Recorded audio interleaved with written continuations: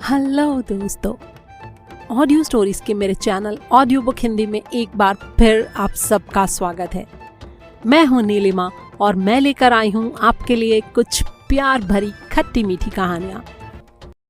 दोस्तों, आज आप सुनेंगे क्राइम थ्रिलर नॉवेल्स की दुनिया की क्वीन मानी जाने वाली अगाथा क्रिस्टी का एक बहुत ही उम्दा और मशहूर नॉवेल। ये नॉवेल का दूसरा भाग है। इसका पहला भाग सुनने के लिए ऊपर आई बटन पर क्लिक करें। आगे के भाग सुनने के लिए वीडियो के अंत में दिए गए लिंक पर क्लिक करें। तो आइए कहानी शुरू करते हैं। अध्याय 7। इंस्पेक्टर कुछ निराश सा लग रहा था। मुझे एहसास हुआ कि उसने पूरी दोपहर उन लोगों की सूची बनाने में लगा दी थी जिन्हें दुकान के भीतर जाते देखा गया था। किसी ने किसी को नहीं देखा? पॉयरो ने उससे पूछा। देखा है।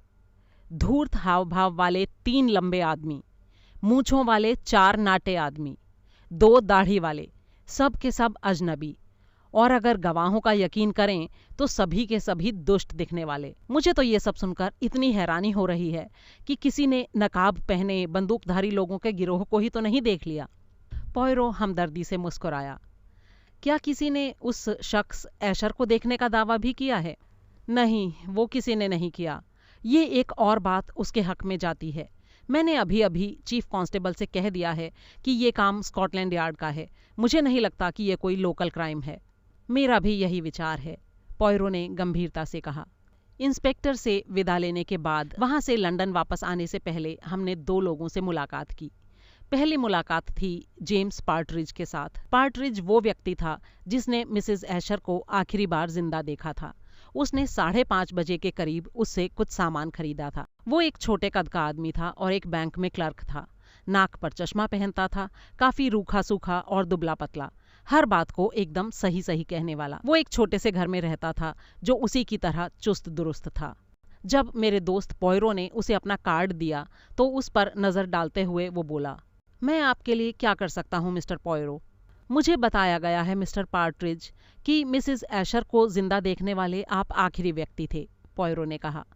पार्टरिज ने अपनी उंगलियों के सिरों को जोड़ा और पॉयरो को ऐसे देखा मानो वो चिड़ियाघर से छूटकर आया हो। ये तो बहस का मुद्दा है मिस्टर पॉयरो। मेरे बाद बहुत से लोगों ने मिसेस ऐशर से खरीदारी की होगी। अगर ऐसा है भी तो किसी ने आपकी तरह आगे बढ़कर बताया नहीं है, पॉयरो ने कहा। कुछ लोगों को समाज की तरफ अपने कर्तव्य की समझ नहीं होती। बिल्कुल सही, पॉयरो ने कहा। मुझे बताया गया है कि तुम खुद ब खुद पुलिस के पास चले गए थे। हाँ, जरूर चला गया था। मैंने जैसे ही दहलाने वाली इस वारदात के बारे में सुना, मुझे लगा कि शायद मेरा बयान इसमें मदद कर सके और मैं तुरंत सामने आ गया। क्या आप कृपा करके अपनी कहानी मेरे लिए दोहराएंगे? पॉयरो ने बड़ी ही विनम्रता से पूछा। हाँ जरूर। मैं अपने घर तक वापस आ रहा था और ठीक 5:30 बजे। 1 मिनट, तुम्हें सही सही वक्त कैसे पता चला? इस तरह बीच में टोके जाने पर पार्टरिज कुछ नाराज दिखाई दिया। गिरजाघर की घड़ी की घंटी बजी थी। मैंने अपनी घड़ी पर नजर डाली और देखा कि वो 1 मिनट पीछे थी। ये मेरे मिसेस ऐशर की दुकान में दाखिल होने से एकदम पहले हुआ था। क्या तुम अक्सर वहां खरीदारी करते हो? हाँ, अक्सर करता हूँ। मैं उस वक्त अपने घर वापस जा रहा था। मुझे हफ्ते में 1-2 बार जॉन कॉटन खरीदने की आदत थी, हल्के वाले। क्या तुम व्यक्तिगत रूप से मिसेस ऐशर को जानते थे, उसके हालात या उसके अतीत के बारे में? बिल्कुल नहीं।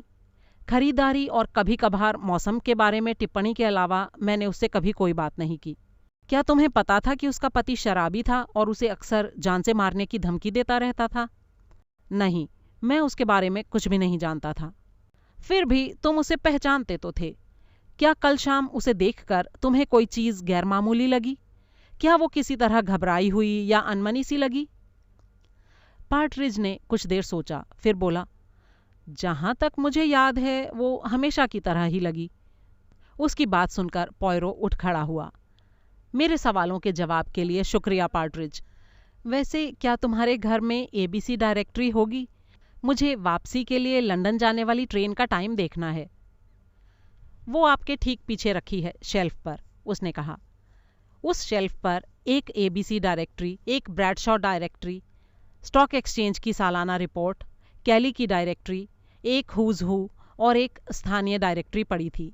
पॉयरो ने एबीसी उठा ली, ट्रेन का समय देखने का बहाना किया, फिर मिस्टर पार्ट्रिज का शुक्रिया अदा किया और हम दोनों वहां से बाहर निकल आए। हमारी अगली मुलाकात एल्बर्ट रिडल से थी और बिल्कुल अलग किस्म की थी। एल्बर्ट रेल की पटरी बिछाने वाला था। उससे हमारी मुलाकात उसकी घबराई हुई पत्नी द्वारा की गई बर्तनों की खटखट, उसके गुर्राते कुत्ते और खुद रिडल के उल्टे रवैये के साथ हुई। वो एक लंबा चौड़ा बेढंगा सा आदमी था, चौड़े मुंह और छोटी छोटी शक्की आंखों वाला। उसे मीट पाई खाने की आदत थी, गहरी काली चाय के साथ। उसने अपने प्याले के ऊपर से गुस्से में हमें देखा। मैं जो भी जानता हूं एक बार बता चुका हूं, वैसे भी इस सब का मेरे साथ क्या वास्ता? मैं पहले पुलिस को सब कुछ बता चुका हूं और अब 2 विदेशियों के आगे फिर से सारी बातें दोहराऊं जो पता नहीं कहां से आ टपके हैं। पॉयरो ने एक हंसती उड़ती हुई सी नजर मेरी ओर डाली और बोला, सच कहूं तो मुझे तुमसे हमदर्दी है, लेकिन तुम कर भी क्या सकते हो? ये खून का मामला है, बहुत सावधान रहना पड़ता है। उस आदमी की बीवी ने कहा, बर्ट, अच्छा यही होगा कि जो ये सज्जन पूछना चाहते हैं इन्हें बता दो। तुम अपना सड़ा हुआ मुंह बंद ही रखो तो अच्छा होगा। वो जोर से अपनी बीवी पर चिल्लाया। पॉयरो ने बीच में ही टिप्पणी की, मेरे ख्याल से तुम अपने आप पुलिस के पास नहीं गए थे। अपने आप? मैं अपने आप क्यों जाता? मेरा इससे क्या मतलब था? अपना अपना ख्याल है, पॉयरो ने उदासीनता से कहा। एक कत्ल हुआ है और पुलिस जानना चाहती है कि दुकान के अंदर कौन कौन गया था। मेरा ख्याल है कि अगर तुम खुद आगे आते तो ये ज्यादा सही बात होती। मुझे अपने काम भी करने हैं। मुझे ये सिखाने की जरूरत नहीं कि मुझे अपने आप सामने आना चाहिए था। लेकिन हुआ ये कि पुलिस को तुम्हारा नाम ये कहकर दिया गया कि तुम्हें मिसेस एशर की दुकान में जाते हुए देखा गया था और पुलिस को खुद तुम्हारे पास आना पड़ा। क्या पुलिस तुम्हारे बयान से संतुष्ट है? वो भला क्यों संतुष्ट होने लगे?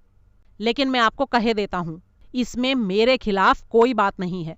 सब जानते हैं कि उस बुढ़िया को किसने मारा है, उसके उस हरामी पति ने। लेकिन वो उस शाम गली में आया ही नहीं और तुम वहां पर मौजूद थे। देखो, तुम जबरदस्ती ये खून मुझ पर थोपने की कोशिश कर रहे हो। तुम कामयाब नहीं होगे, मैं बता देता हूं, नहीं होगे। मेरे लिए ऐसा करने की कोई वजह ही नहीं थी। तुम्हें क्या लगता है मैं एक डिब्बा तंबाकू चुराना चाहता था? मैं कोई पागल हत्यारा हूं? इतना कहकर वो धमकाने के अंदाज में कुर्सी से उठा। उसकी पत्नी धीमी आवाज में मिमियाई, बर्ट, बर्ट, ऐसी बातें मत बोलो, उन्हें लगेगा कि तुमने वाकई में खून किया है। अपने आप को जरा शांत करो मिस्टर, पॉयरो ने कहा। मैं तुमसे सिर्फ तुम्हारे वहां जाने के बारे में तुम्हारा बयान पूछ रहा हूं और तुम इतनी सी बात के लिए इनकार कर रहे हो। ये बात काफी अजीब है। अब तक बर्ट को समझ आ गया था कि उसके मना करने का नतीजा भयंकर हो सकता है, इसलिए वो थोड़ा नरम पड़ गया और बोला, किसने कहा कि मैं इनकार कर रहा हूं? मुझे कोई एतराज नहीं, पूछो क्या पूछना है। जब तुम दुकान में दाखिल हुए तब 6 बजे थे?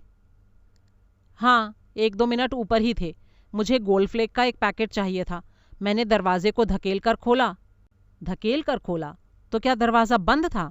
हाँ, पहले मुझे लगा कि दुकान शायद बंद है, लेकिन वो बंद नहीं थी। मैं दरवाजा खोलकर अंदर गया, वहां कोई नहीं था। मैंने काउंटर पर खटखट की और थोड़ी देर इंतजार किया, कोई नहीं आया, इसलिए मैं फिर बाहर चला गया। बस इतना ही हुआ। तो तुमने काउंटर के पीछे गिरी हुई लाश को नहीं देखा? पॉयरो ने पूछा। नहीं तो। क्या वहां आसपास कहीं रेलवे गाइड भी पड़ी थी? हाँ थी, उल्टी पड़ी थी। मेरे मन में ये आया कि शायद बुढ़िया को कहीं अचानक जाना पड़ा और वो दुकान बंद करना भूल गई। तो हो सकता है तुमने वो रेलवे गाइड उठा ली हो और उसे काउंटर पर इधर से उधर रख दिया हो। मैंने उसे छुआ भी नहीं, मैंने वही किया जो मैं बता रहा हूं। और जब तुम वहां पहुंचे थे तो तुमने दुकान में से किसी को निकलते भी नहीं देखा? मैंने ऐसा कुछ नहीं देखा। मैं फिर से कहता हूं कि सारा ध्यान मेरे ऊपर ही क्यों लगा रहे हो तुम लोग? पॉयरो उठ खड़ा हुआ। कोई तुम पर ध्यान नहीं लगा रहा मिस्टर, अभी के लिए कम से कम। Good night. पॉयरो की बात सुनकर उसका मुंह हैरानी से खुला रह गया और हम दोनों उसे वैसे ही खड़ा छोड़कर बाहर निकल आए। गली में आकर पॉयरो ने अपनी घड़ी देखी। अगर हम जल्दी जल्दी करें दोस्त तो 7:02 वाली गाड़ी पकड़ सकते हैं। चलो हम जल्दी से रवाना होते हैं, उसने कहा। अध्याय 8। ट्रेन पकड़कर हम लोग पहले दर्जे के डिब्बे में बैठ गए, जिसमें सिर्फ हम दोनों ही थे। गाड़ी अभी अभी एंडोवर से बाहर निकली ही थी कि मैंने उससे पूछा, अब पॉयरो ने बड़े ही व्यंग्य भरे स्वर में कहा। जुर्म एक मझोले कद के आदमी ने किया है, जिसके बाल लाल हैं और जिसकी बाईं आंख पर पट्टी बंधी है। वो दाएं पैर से थोड़ा सा लंगड़ाता भी है और उसके बाएं कंधे के एकदम नीचे एक तिल है। मैं हैरानी से चिल्लाया, पॉयरो, इतनी जल्दी तुमने इतना सब कैसे पता लगा लिया? फिर अचानक उसकी आंखों की चमक देखकर मुझे जैसे सब कुछ समझ आ गया। मैंने थोड़ा शर्मिंदा होते हुए नजरें झुका ली। पॉयरो ने मुझसे कहा, दोस्त, तुम मुझे क्या समझते हो? तुम मुझे कुत्ते जैसी भक्ति की नजरों से देखते हो और मुझसे ये उम्मीद करते हो कि मैं शर्लक होम्स की तरह से राय दूं। सच तो ये है कि मैं बिल्कुल नहीं जानता कि कातिल कैसा दिखता है, ना ही ये कि वो कहाँ रहता है और ना ही ये कि उस पर कैसे हाथ डाला जाए। काश उसने कुछ सुराग छोड़े होते, मैंने कहा। हाँ, तुम्हें हमेशा सुराग ही आकर्षित करते हैं, लेकिन ये अफसोस की बात है कि उसने कोई सिगरेट सुलगाकर उसकी राख नहीं छोड़ी और उस पर ऐसे किसी जूते से नहीं चला जिसमें अजीब बनावट के कील लगे थे। नहीं, वो इतना दयालु नहीं है। लेकिन मेरे दोस्त, तुम्हारे पास कम से कम रेलवे गाइड तो है। तुम्हारे लिए वो ABC ही सबसे बड़ा सुराग है। तो क्या तुम्हें लगता है कि वो उसे गलती से छोड़ गया? मैंने पूछा। बिल्कुल नहीं, वो उसे जानबूझकर छोड़ गया है। उंगलियों के निशान यही बताते हैं। अरे लेकिन उंगलियों के निशान तो थे ही नहीं। वही तो मेरा मतलब है। कल की शाम कैसी थी? जून की गर्म शाम। क्या ऐसी शाम को कोई आदमी हाथों में दस्ताने पहनकर टहलता है भला? ऐसा आदमी यकीनन अपनी तरफ लोगों का ध्यान खींचता। इसलिए अगर ABC पर उंगलियों के कोई निशान नहीं हैं, तो इसका सीधा सा मतलब है कि उन्हें सावधानी से मिटा दिया गया है। बेगुनाह आदमी अपने निशान छोड़ देता है, लेकिन गुनाहगार नहीं। इसलिए हमारे कातिल ने जरूर किसी मतलब से उस गाइड को वहां छोड़ा है। लेकिन उसके अलावा भी एक सुराग है। ABC को किसी ने खरीदा जो उसे वहां तक लाया। यहां पर एक संभावना हो सकती है। तुम्हें लगता है इस तरह से तुम्हें कुछ पता चल जाएगा? ईमानदारी से कहूं हेस्टिंग्स, तो मुझे कोई खास उम्मीद नहीं है। ये अनजान आदमी जरूर अपनी काबिलियत पर इतराता है। वो ऐसा कोई निशान नहीं छोड़ने वाला जिसका पीछा किया जा सके। तो क्या हमें उस ABC गाइड से कोई मदद नहीं मिलेगी? मैंने पूछा। जिस मतलब में तुम कह रहे हो उस मतलब में तो नहीं मिलेगी। तो क्या किसी और मतलब में? पॉयरो ने एकदम से मेरी बात का उत्तर नहीं दिया। कुछ देर बाद धीरे धीरे बोला, इसका जवाब हाँ है। यहाँ हमारा सामना एक अनजान आदमी से है। वो अंधेरे में है और अंधेरे में ही रहना चाहता है, लेकिन जाहिर है कि वो खुद पर रोशनी डाले जाने से बच नहीं सकता। एक अर्थ में हम उसके बारे में कुछ नहीं जानते, लेकिन दूसरे अर्थ में हम पहले से ही उसके बारे में बहुत कुछ जानते हैं। मैं एक धुंधली सी शक्ल अख्तियार करते उसे देख सकता हूँ। एक ऐसा आदमी जो अच्छी तरह और साफ साफ टाइप कर सकता है, जो अच्छी किस्म का कागज खरीदता है, जिसे अपने व्यक्तित्व को दिखाने की ललक है। मुझे ऐसा लगता है कि बचपन में कोई उस पर ध्यान नहीं देता होगा और सब लोग उसकी उपेक्षा करते होंगे। मैं उसे हीन भावना के साथ बड़े होते देख पा रहा हूँ, अन्याय के एहसास के साथ जूझते हुए। मैं उसके अंदर की ललक को देख सकता हूँ, अपने आप को साबित करने की ललक, अपनी तरफ ध्यान खींचने की ललक, और उस ललक का मजबूत होते जाना और हालात और घटनाओं का उसे लगातार रौंदते चले जाना, उस पर और भी ज्यादा जिल्लत और बेइज्जती थोपते हुए।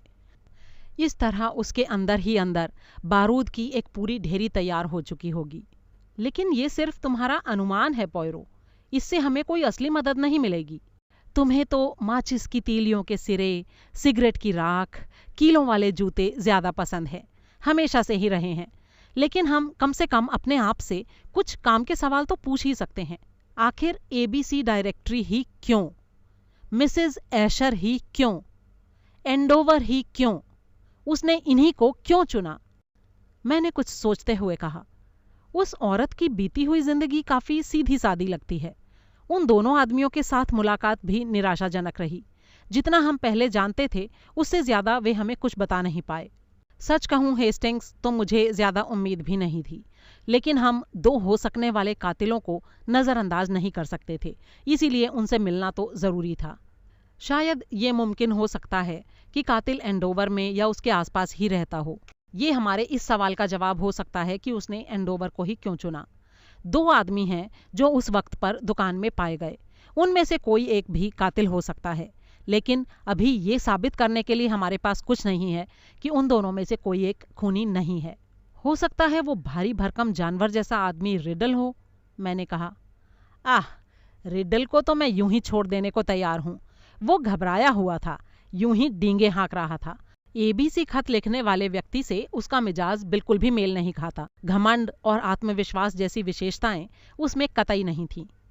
पॉयरो की बात सुनकर मैंने कहा, लेकिन ये बातें तो उस छोटे कद वाले पार्टरिज में जरूर थीं।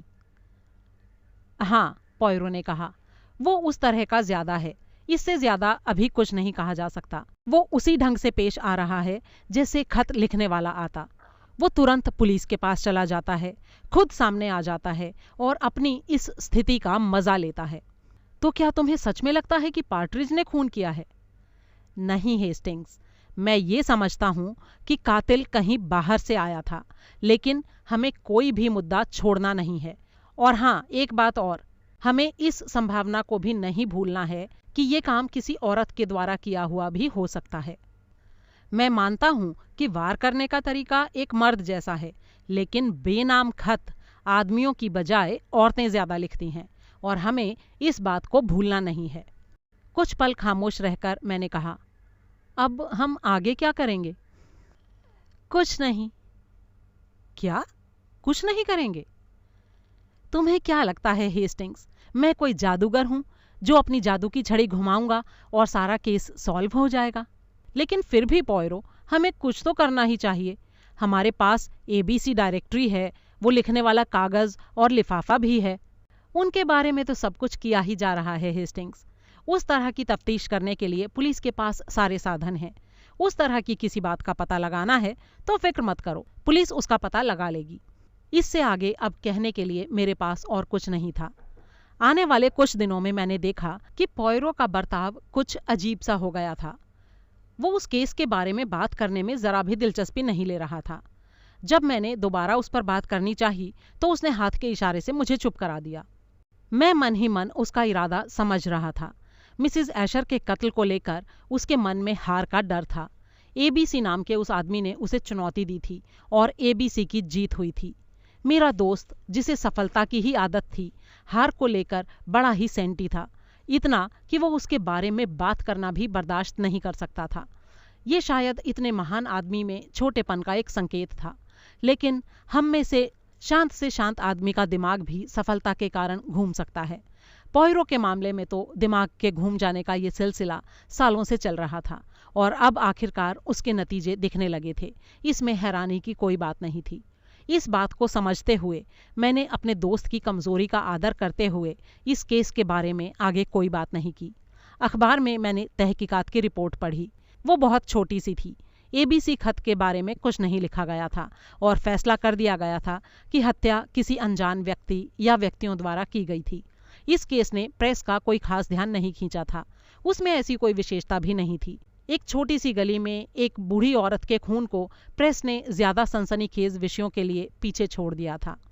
सच बात तो ये है कि कुछ दिन बाद ये पूरा किस्सा मेरे दिमाग से भी करीब करीब निकल ही चुका था, और वो इसलिए कि मैं किसी भी सूरत में पॉयरो की भावनाओं को ठेस नहीं पहुंचाना चाहता था। लेकिन अचानक 25 जुलाई को वो किस्सा दोबारा से जिंदा हो गया। वीकेंड के दौरान यॉर्कशायर चले जाने के कारण मैं 2 दिन पॉयरो से नहीं मिल पाया था। सोमवार की दोपहर को जब मैं लौटा तो उसके बाद 6 बजे की डाक से एक खत आया। उस लिफाफे को फाड़कर खोलते हुए पॉयरो ने अचानक जिस तेजी से सांस भरी वो मुझे अच्छी तरह याद है। आ गया, उसने कहा। क्या आ गया? मैंने पूछा। एबीसी किस्से का दूसरा चैप्टर। एक पल के लिए मुझे कुछ समझ नहीं आया। पॉयरो ने खत मेरी तरफ बढ़ाते हुए कहा, लो, खुद ही पढ़ लो। हमेशा की तरह वो खत अच्छे दर्जे के कागज पर लिखा गया था। उस पर लिखा था, क्यों मिस्टर पॉयरो, क्या ख्याल है? पहली बाजी मेरी रही। एंडोवर वाला काम सफल रहा है कि नहीं? लेकिन पिक्चर अभी बाकी है मेरे दोस्त। मुझे तुम्हारा ध्यान बैक्सहिल ऑन सी की तरफ खींचना है। तारीख इस महीने की 25। तो चलो कुछ और मजे करें। तुम्हारा एबीसी। हे भगवान, मैं जोर से चिल्लाया। क्या ये राक्षस एक और जुर्म करने वाला है पॉयरो? वो तो जाहिर ही है। तुम्हें भला और क्या उम्मीद थी? तुम्हें क्या लगा था कि एंडोवर एक इकलौता जुर्म था? तुम्हें याद नहीं कि मैंने कहा था ये शुरुआत है? लेकिन ये तो बड़ा ही भयानक है। हाँ, वो तो है। हमारा सामना एक पागल खूनी से है, पॉयरो।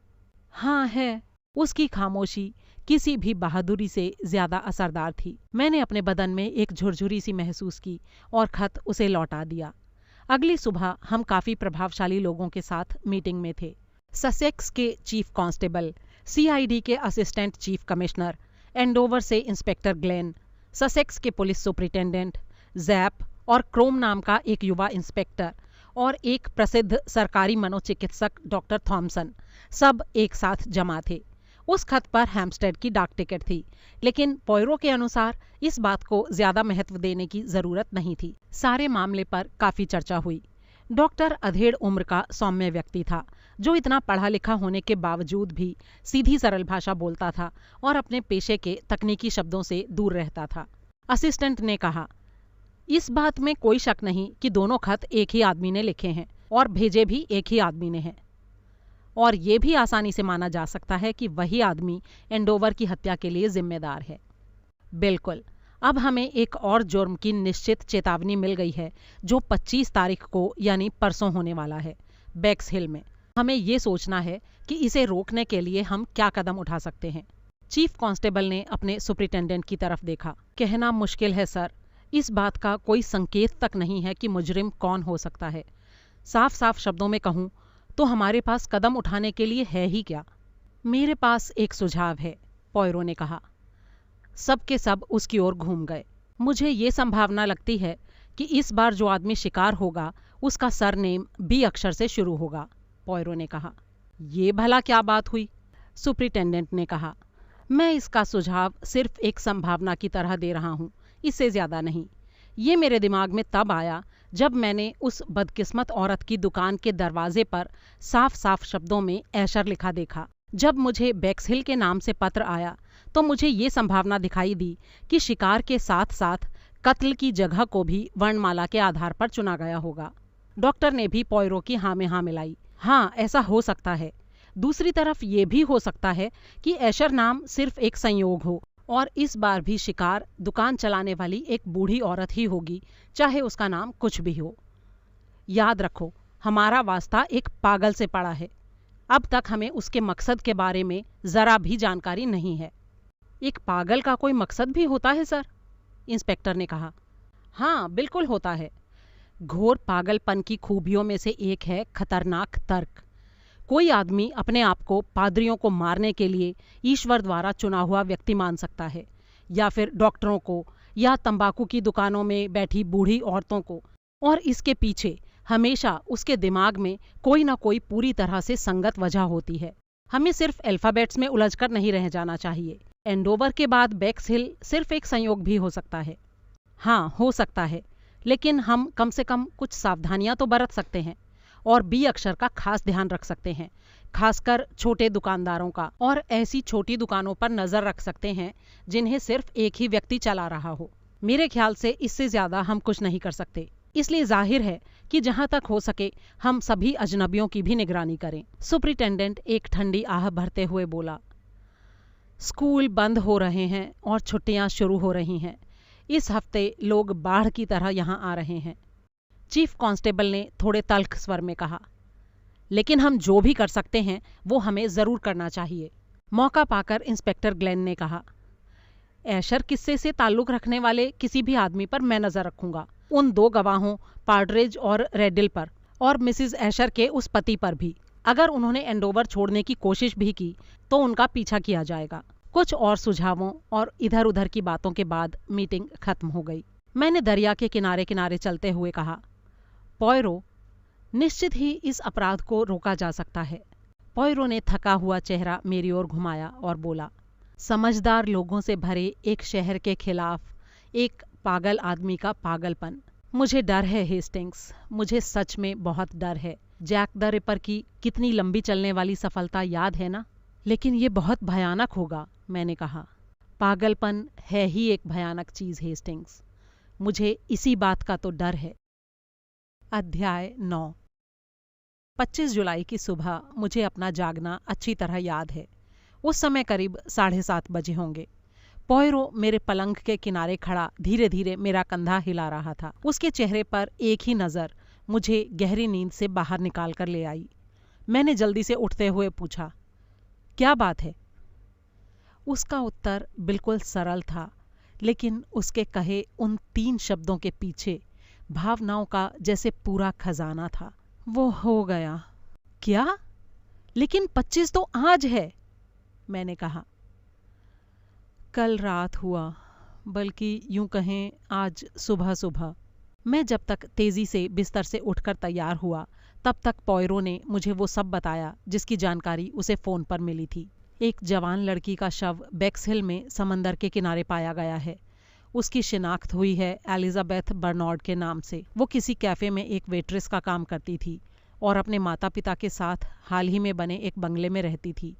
डॉक्टरी जांच के मुताबिक मौत का समय 11:30 और 1:30 बजे के बीच में कभी था। क्या उन्हें पक्का यकीन है कि यही वो अपराध है? मैंने चेहरे पर जल्दी जल्दी झाग बनाते हुए पूछा। बेक्सहिल की गाड़ियों वाले पृष्ठ पर खुली हुई एक ABC रेलवे गाइड लाश के नीचे पड़ी हुई मिली है। ये सुनकर मैं कांप गया। ये तो बहुत ही भयानक है। देखो हेस्टिंग्स, मैं एक और ट्रेजेडी नहीं चाहता। मैंने कुछ उदासी से अपनी ठुड्डी को पोंछा। तो अब हम क्या करने वाले हैं? कुछ ही मिनटों में हमारे लिए एक कार आने वाली है। मैं तुम्हारे लिए जल्दी से एक कप कॉफ़ी लेकर आता हूँ ताकि हमें चलने में देर न हो जाए। 20 मिनट बाद ही हम एक तेज रफ्तार पुलिस गाड़ी में लंदन से बाहर जाने के लिए टेम्स नदी को पार कर रहे थे। हमारे साथ इंस्पेक्टर क्रोम था, जो उस दिन कॉन्फ्रेंस में भी मौजूद था और औपचारिक रूप से केस के लिए जिम्मेदार भी था। क्रोम जैप से बिल्कुल अलग तरह का ऑफिसर था। उम्र में काफ़ी छोटा, चुप रहने वाला और कुछ उम्दा किस्म का। वो काफ़ी पढ़ा लिखा था, लेकिन अपने आप से कुछ ज़्यादा ही खुश रहता था। उसने हाल ही में बच्चों की हत्याएं कर रहे एक सीरियल किलर को पकड़ा था। इस केस में उसे काफ़ी वाहवाही भी मिली थी। इस केस को लेने के लिए निश्चय ही वो सही व्यक्ति था, लेकिन मुझे लगता था कि वो खुद इस बात के प्रति कुछ ज्यादा ही सचेत था। पॉयरो की तरफ उसका रवैया कुछ दयालुता से भरा था। वो उसका आदर कुछ इस तरह से करता था जैसे पब्लिक स्कूल में अपने से उम्र में बड़े लोगों का आदर करना सिखाया जाता है। उसने कहा, मेरी डॉक्टर थॉमसन से काफ़ी लंबी बातचीत हुई है। वो हत्याओं की कड़ी वाले केस में काफ़ी दिलचस्पी रखता है। ये एक विकृत मानसिकता की उपज होती है। आम आदमी उसकी बारीकियों को उस तरह नहीं समझ सकता जैसे कि एक डॉक्टर। असल में मेरा पिछला केस जो था, पता नहीं आपने उसके बारे में पढ़ा है या नहीं। मेबल होमर केस उसका नाम था। मसवेल हिल स्कूल की छात्रा थी। वो आदमी कैपर बड़ा ही असाधारण था। उस पर जुर्म को थोपना बड़ा मुश्किल था, और वो था भी उसका तीसरा अपराध। दिखने में वो आपकी और मेरी तरह समझदार था, लेकिन कई तरह के टेस्ट होते हैं, शब्दों का जाल होता है। आप शायद समझते होंगे, ये सब चीजें नए जमाने की हैं। जाहिर है आपके वक्त में ये सब नहीं था। एक बार आप किसी आदमी को लापरवाही से बोलने को उकसा दें तो फिर वो आपकी पकड़ में आ ही गया समझो। वो समझ जाता है कि आप जानते हैं और उसकी हिम्मत जवाब दे जाती है। वो अपने रहस्य खुद ही खोलने लगता है। हाँ, मेरे ज़माने में भी कभी कभी ऐसा होता था, पॉयरो ने कहा। इसके बाद कुछ देर हमारे बीच सन्नाटा छाया रहा। जब हमने 7 ओक्स नाम का स्टेशन पार किया तो क्रोम बोला, अगर आप मुझसे केस के बारे में कुछ पूछना चाहते हैं तो पूछिए। आपको मरने वाली लड़की का हुलिया नहीं पता? पॉयरो ने पूछा। वो 23 साल की थी और जिंजर कैट नाम के कैफे में वेट्रेस का काम करती थी। क्या वो खूबसूरत थी? इंस्पेक्टर क्रोम ये बात सुनकर खींच गया। इस बारे में मुझे कोई जानकारी नहीं है, उसने चिढ़े हुए स्वर में कहा। उसके हाव भाव से साफ दिखाई दे रहा था मानो वो सोच रहा हो, उफ, ये विदेशी सब एक से होते हैं। पॉयरो की आंखों में उपहास का रंग उभर आया। आपको ये बात महत्वपूर्ण नहीं लगती? एक औरत के लिए ये सबसे महत्वपूर्ण होती है। अक्सर इसी से उसकी किस्मत तय होती है। वहां फिर से चुप्पी छा गई। जब हम 7 ओक्स के नजदीक पहुंच रहे थे तो पॉयरो ने ही फिर से बात शुरू की। क्या तुम्हें मालूम है कि लड़की का गला कैसे और किस चीज से घोटा गया था? इंस्पेक्टर ने संक्षिप्त सा जवाब दिया। उसकी अपनी ही बेल्ट से, मोटी और मेरे ख्याल से बुनी हुई। पॉयरो की आंखें चौड़ी हो गईं। आहा, आखिरकार हमें एक ऐसी जानकारी मिल गई जो पक्की है। ये हमें कुछ बताती है कि नहीं? मेरी समझ में तो कुछ नहीं आया, इंस्पेक्टर क्रोम ने ठंडेपन से कहा। ये हमें खूनी की विशेष छाप के बारे में बताती है, मैंने बीच में ही कहा। लड़की की अपनी खुद की बेल्ट, ये खूनी की पशुता की ओर इशारा करता है। पॉयरो ने मेरी तरफ जो नजर डाली, मैं उसका अर्थ समझ नहीं पाया। देखने में तो वो उपहास में घुली खीज लग रही थी, लेकिन मुझे लगा कि शायद वो इंस्पेक्टर के सामने ज्यादा ना बोलने की चेतावनी थी। मैं फिर से चुप हो गया। बेक्स हिल में सुपरिटेंडेंट ने हमारा स्वागत किया। उसके साथ एक खुशनुमा चेहरे वाला और समझदार लगने वाला युवा इंस्पेक्टर था, जिसका नाम था केल्सी। उसे इस केस में क्रोम के साथ काम करने के लिए हिदायत दी गई थी। सुपरिटेंडेंट ने कहा, क्रोम, तुम अपनी जांच खुद करना चाहोगे, इसलिए मैं तुम्हें केस की मुख्य बातें बता देता हूं और फिर तुम तुरंत अपना काम शुरू कर सकते हो। शुक्रिया सर, क्रोम ने कहा। हमने लड़की के माता पिता को खबर कर दी है। उनके लिए तो ये बहुत ही बड़ा धक्का है। मैंने पूछताछ करने से पहले उनको इससे उबरने के लिए छोड़ दिया था। अब तुम वहां से फिर से शुरू कर सकते हो, सुपरिटेंडेंट ने कहा। उसके परिवार में और भी सदस्य होंगे? पॉयरो ने बीच में ही पूछा। एक बहन है जो लंदन में टाइपिस्ट है, उससे बात कर ली गई है। एक युवक भी है। मुझे पता लगा है कि लड़की कल रात उसके साथ बाहर गई थी। क्या ABC गाइड से कोई मदद मिली? क्रोम ने पूछा। सुपरिटेंडेंट ने मेज की ओर इशारा करते हुए कहा, वो वहां रखी है। उंगलियों के कोई निशान नहीं है। बेक्स हिल के लिए जाने वाली गाड़ियों वाले पेज पर खुली हुई है। मेरे ख्याल से ये एक नई कॉपी है, ज्यादा बार खोली गई नहीं लगती। यहाँ आसपास से खरीदी भी नहीं गई है। मैंने सारे विक्रेताओं से पूछ लिया है। लाश को सबसे पहले किसने देखा था सर? सुबह सवेरे ताज़ी हवा खाने के लिए निकले एक कर्नल ने। वो सुबह 6 बजे के करीब अपने कुत्ते को लेकर समंदर के किनारे टहलने गया था। अचानक उसका कुत्ता भागा और किसी चीज को सूंघने लगा। कर्नल ने उसे पुकारा, लेकिन कुत्ता नहीं आया। जब उसने खुद वहां जाकर देखा तो उसे लगा जैसे कुछ अजीब सा था। उसने वही किया जो सही था। उसने लाश को छुआ तक नहीं और तुरंत हमें फोन कर दिया। और मौत का समय करीब कल आधी रात का था? पॉयरो ने पूछा। आधी रात और सुबह 1 बजे के बीच, इतना तो पक्का है। हमारा ये जो खूनी जोकर है, ये अपनी बात का पक्का है। उसने कहा था 25 तारीख, और वो 25 तारीख ही होती है, चाहे वो चंद मिनटों के फर्क से ही क्यों ना हो। क्रोम ने अपना सिर हिलाया। पॉयरो ने फिर से कहा, उसकी यही मानसिकता है। क्या किसी और ने कुछ ऐसा देखा है जिससे हमें कोई मदद मिल सके? सुपरिटेंडेंट ने जवाब दिया, जहां तक हम जानते हैं वहां तक तो नहीं, लेकिन अभी कुछ कहना जल्दी होगा। जिसने भी रात को सफेद पोशाक वाली लड़की को एक आदमी के साथ चलते देखा है, वो जल्दी ही हमें सब कुछ बताएगा। और जहां तक मेरा ख्याल है, कल रात करीब 400-500 सफेद पोशाक वाली लड़कियां जवान आदमियों के साथ यहाँ चल फिर रही होंगी। पूरा मामला काफी बढ़िया रहेगा। इंस्पेक्टर क्रोम ने कहा, सर, मेरे ख्याल से मैं काम शुरू कर दूं तो अच्छा रहेगा। कैफे और लड़की का घर, मेरे लिए दोनों जगह जाना जरूरी है। केल्सी मेरे साथ चल सकता है। और मिस्टर पॉयरो? सुपरिटेंडेंट ने पूछा। मैं भी इनके साथ जाऊंगा, पॉयरो ने हल्का सा झुककर क्रोम से कहा। मुझे लगा क्रोम कुछ नाराज था। केल्सी, जिसने पॉयरो को पहले कभी नहीं देखा था, खुलकर मुस्कुरा दिया। ये दुर्भाग्यपूर्ण था कि जो भी मेरे दोस्त को पहली बार देखता था, उसे अव्वल दर्जे का बेवकूफ समझता था। जिस बेल्ट से लड़की का गला घोंटा गया, उसके बारे में क्या ख्याल है? मिस्टर पॉयरो के हिसाब से तो वो एक महत्वपूर्ण सुराग है। मेरे ख्याल से वो उसे जरूर देखना चाहेंगे। नहीं नहीं, बिल्कुल नहीं, पॉयरो ने जल्दी से कहा। आपने मेरी बात को गलत समझा है। अरे, उससे आपको कुछ मिलेगा ही नहीं, कार्टर ने कहा। वो चमड़े की बेल्ट थी ही नहीं। होती तो उस पर उंगलियों के निशान हो सकते थे। वो तो बुना हुआ मोटा रेशम है। उसकी बात सुनकर मैं मन ही मन सिहर उठा। क्रोम बोला, अब हमें चलना चाहिए। हम चल पड़े। हमारा पहला ठिकाना था जिंजर कैट। समुद्र के किनारे बनी ये एक साधारण सी चाय की दुकान थी। वहां नारंगी रंग के चौखटों वाले मेज पोशों से ढके हुए छोटे छोटे मेज थे और नारंगी गद्दियों वाली बेंत की बेआराम कुर्सियां। ये ऐसी जगह थी जहां की विशेषता कॉफ़ी और 5-6 प्रकार की चाय होती है, और औरतों के खाने के लिए कुछ पकवान, जैसे अंडों की भुर्जी, मछली और बेक्ड मैक्रोनी वगैरह। सुबह की कॉफ़ी शुरू ही हुई थी। मैनेजर हमें एक बुरे हाल पिछले कोने में ले गई। आप मिस मैरियन हैं? क्रोम ने पूछा। मिस मैरियन दुखियारी औरत की आवाज़ में कुछ ज़ोर से मिमियाई। जी, यही मेरा नाम है। ये एक बड़ा ही दुखद मामला है। हमारे बिजनेस पर इसका क्या असर पड़ेगा, मैं तो सोच भी नहीं पा रही हूँ। मिस मैरियन 40 साल की, बड़ी ही दुबली पतली, संतरे के रंग जैसे गुच्छेदार बालों वाली औरत थी। वो घबराहट में अपनी वर्दी के झालरों से खेलने लगी। इंस्पेक्टर केल्सी ने उसका उत्साह बढ़ाते हुए कहा, अरे तुम देखना, तुम्हारे बिजनेस में बहुत तेजी आएगी। तुम उतनी तेजी से चाय परोस भी नहीं सकोगी। उसकी बातें सुनकर मिस मैरियन की आंखें चमक उठीं। क्या आप मुझे मरने वाली लड़की के विषय में कुछ बता सकती हैं मिस मैरियन? इंस्पेक्टर ने पूछा। नहीं, बिल्कुल नहीं, मिस मैरियन ने निश्चयपूर्वक कहा। वो यहाँ कितने समय से काम कर रही थी?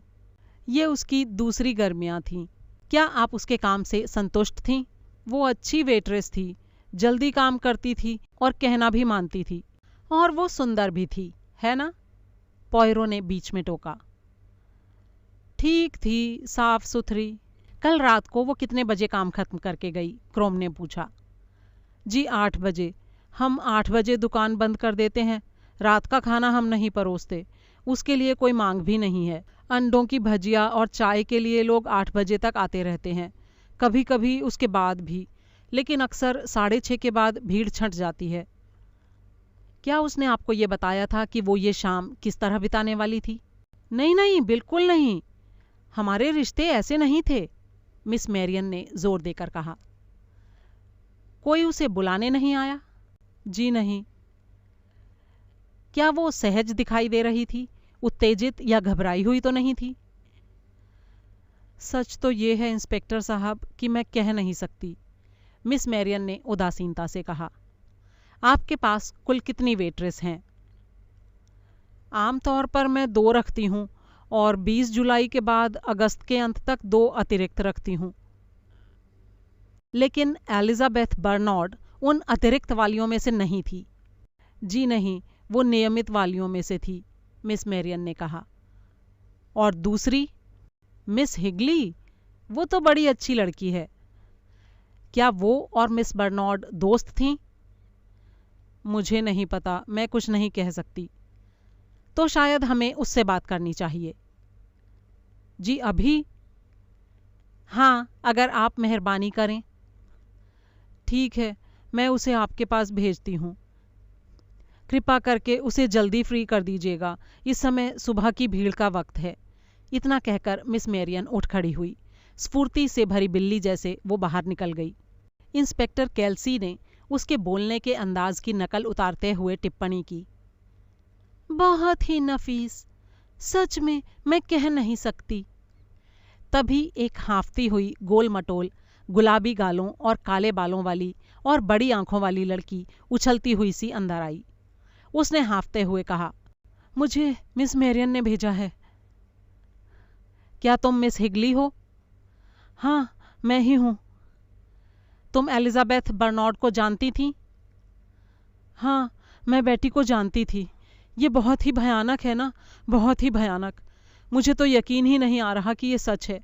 मैं सुबह से सारी लड़कियों से कह रही हूँ कि ये सच नहीं लगता। जानती हो लड़कियों, ऐसा लगता ही नहीं कि ये सब हो गया है। बेटी यानी एलिजाबेथ, जो हमेशा से यहाँ रही है, उसका कत्ल हो गया। मुझे तो यकीन ही नहीं हो पा रहा। मैंने 5-6 बार खुद को चिकोटी काट कर भी देखा कि मैं जाग रही हूँ या नहीं। बेटी का कत्ल, ये तो बहुत ही, आप समझ रहे हैं ना मैं क्या कहना चाहती हूँ। ये सच नहीं लगता। तुम मरने वाली को अच्छी तरह जानती थी? इंस्पेक्टर क्रोम ने पूछा। वो यहाँ मुझसे ज़्यादा समय से काम कर रही थी। मैं तो इसी मार्च में आई थी। वो तो पिछले साल से यहाँ पर थी। वो चुपचाप रहती थी। आप मेरी बात समझ रहे हैं ना? वो ज़्यादा हंसी मजाक नहीं करती थी। ऐसा नहीं कि वो बिल्कुल चुप ही रहती थी, मौज मस्ती तो करती थी, लेकिन फिर भी वो चुपचाप भी रहती थी और नहीं भी रहती थी। आप समझ रहे हैं ना? मैं इंस्पेक्टर क्रोम के लिए ये तो कहूँगा कि वो बहुत धैर्य से उसकी बातें सुनता रहा। एक गवाह के रूप में मोटी मिस हिगली पागल कर देने वाली थी। जो बयान भी वो दे रही थी उसे आधी दर्जन बार दोहराती और विशेषित करती। कुल मिलाकर नतीजा 0। मरने वाली के साथ उसकी नज़दीकियां नहीं थीं। ये अंदाज लगाया जा सकता था कि एलिजाबेथ खुद को मिस हिगली से एक दर्जा बेहतर समझती थी। वो काम के वक्त तो मेलजोल से रहती थी, लेकिन उसके बाद बाकी लड़कियां उसे कम ही देख पाती थीं। एलिजाबेथ का एक मित्र था जो कोर्ट एंड ब्रंस्किल स्टेशन के पास वाले संपत्ति दलाल के लिए काम करता था। वो वहाँ एक क्लर्क था। मिस हिगली उसका नाम नहीं जानती थी, लेकिन उसका चेहरा अच्छी तरह पहचानती थी। वो बहुत ही आकर्षक और हमेशा अच्छी तरह तैयार होने वाला था। जाहिर था कि मिस हिगली के दिल में हल्की सी जलन थी। कुल मिलाकर बात ये थी कि एलिजाबेथ बर्नार्ड ने कैफ़े में किसी को भी उस शाम के अपने प्रोग्राम के बारे में कुछ नहीं बताया था, लेकिन मिस हिगली की राय में वो अपने उसी दोस्त से मिलने जा रही थी। उसने एक नई सफ़ेद पोशाक पहन रखी थी, बहुत ही सुंदर, नए फैशन के गले वाली। हमने दूसरी दोनों लड़कियों से भी बात की, लेकिन बिना किसी नतीजे के। बेटी ने अपनी योजना के बारे में किसी को नहीं बताया था और किसी ने भी शाम के वक्त उसे बेक्स हिल में नहीं देखा था। अध्याय 10। एलिजाबेथ बर्नार्ड के माता पिता एक छोटे से बंगले में रहते थे, एक सट्टेबाज बिल्डर द्वारा शहर की सीमा पर बनाए गए 50 बंगलों में से एक। मिस्टर बर्नार्ड 50-55 का हट्टा कट्टा एक बौखलाया हुआ इंसान था। उसने हमें आते देख लिया था और इंतजार में दरवाजे पर खड़ा था। आइए आइए जेंटलमैन, उसने कहा।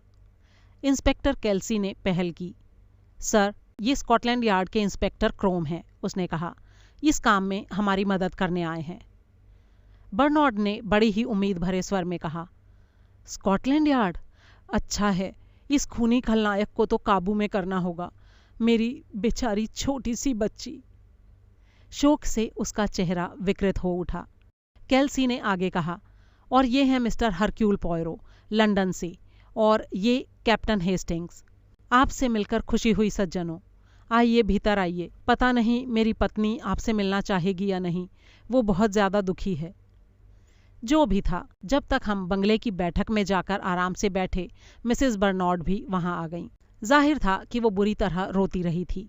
उसकी आंखें लाल थीं और वो गहरा आघात लगे व्यक्ति की तरह चल रही थी।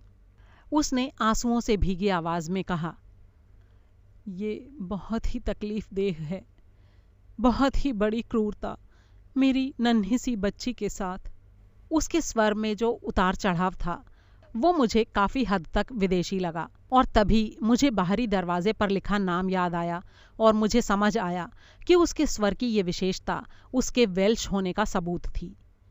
इंस्पेक्टर क्रोम ने कहा, मैं जानता हूँ मैम, ये बहुत ही दुखदाई है और हमें आपसे पूरी हमदर्दी है, लेकिन हम जितने तथ्य जान सकते हैं जानना चाहते हैं, ताकि आपकी बेटी के कातिल को जल्दी से जल्दी ढूंढ सकें।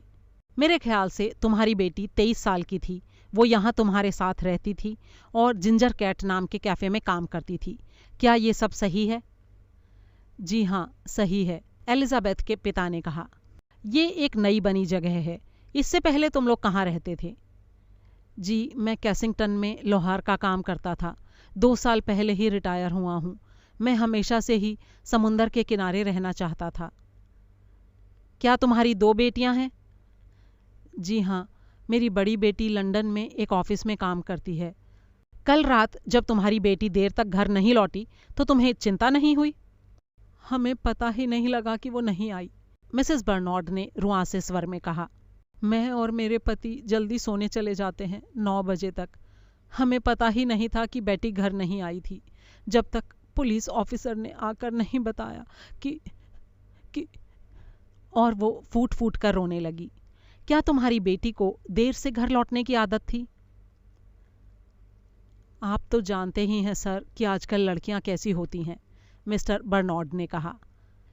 वे पूरी तरह आज़ाद रहना चाहती हैं। गर्मियों की रातों में वो जल्दी घर नहीं आती, लेकिन फिर भी बेटी अक्सर 11 बजे तक आ जाती थी। वो अंदर कैसे आती थी? क्या दरवाज़ा खुला रहता था? हम लोग चाबी को पायदान के नीचे रख देते थे। मैंने ये अफवाह भी सुनी है कि तुम्हारी बेटी की सगाई हो चुकी थी।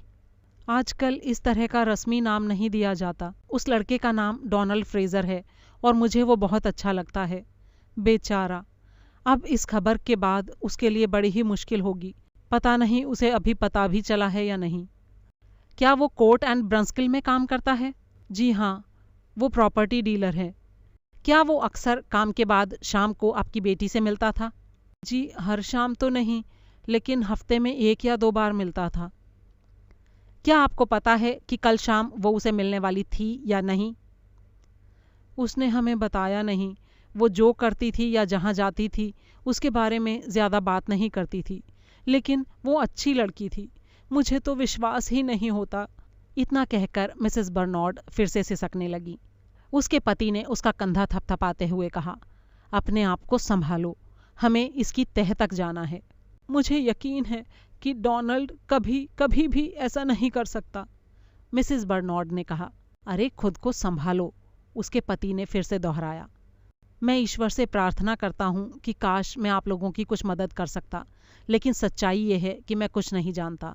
ये घिनौना जुर्म करने वाले बदमाश को पकड़ने में मैं आपकी कोई सहायता नहीं कर सकता। मेरी बेटी बड़ी ही जिंदा दिल लड़की थी। मुझे बिल्कुल समझ नहीं आ रहा कि कोई उसे क्यों मारना चाहेगा। इंस्पेक्टर क्रोम ने कहा, मैं मिस बर्नार्ड के कमरे में एक नज़र डालना चाहता हूँ। शायद वहाँ कुछ मिल जाए, कोई खत या कोई डायरी। जी, आप मेरे साथ आइए, मिस्टर बर्नार्ड ने उठते हुए कहा। वो रास्ता दिखाते हुए आगे आगे चल दिया।